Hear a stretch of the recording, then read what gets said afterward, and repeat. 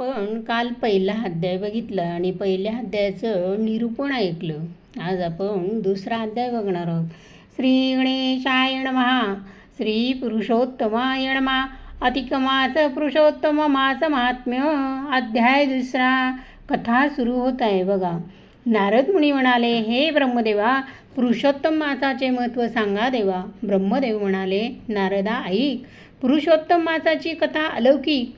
एकदा सर्व ऋषी नैमिषारण्यात शौनकादिक मिळाले. यज्ञस्थानी तेथे सूत पुराणी गाले. त्या सभेत ऋषींनी विचारले, त्यांना नमस्कारित करतात, हे सूत महाभागा सांगा अम्माशी. हे सूत भागा सांगा अम्माशी, कोणता मास श्रेष्ठ सर्व मासासी?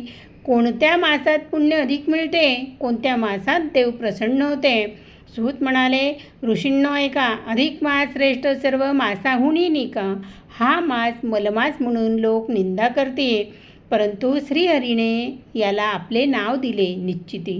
पुरुषोत्तम नाव ठेवून भगवान म्हणाले, या मासात जो भक्ती करील त्याचे दुःख हरेल. एक दान दिले तरी कोटीपट फळ मिळते. एकदा नाम घेतले तरी जन्माचे पाप जळते. या मासात दीपदान, अन्नदान, वस्त्रदान, गोदान, भूमिदान करावे महान. तुळशीला पाणी घालावे, विष्णुपूजन करावे, भागवत कथा ऐकावी, नामस्मरण करावे. जो नर या मासात उपवास करतो तो वैकुंठी जाऊन हरिसी मिळतो. इति श्री पुरुषोत्तम मास महात्म्य द्वितीय अध्याय समाप्त. अधिक मास मलमास म्हणून लोक निंदा करत होते, पण श्रीकृष्णाने हा माझा मास पुरुषोत्तम नाव दिले. या महिन्यात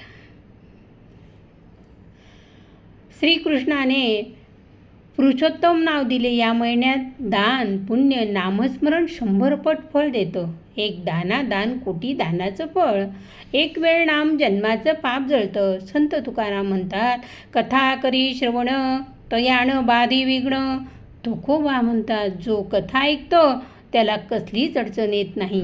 तू दुसरा अध्याय वाचलास, आता तुझ्या सगळ्या अडचणी दूर होतील.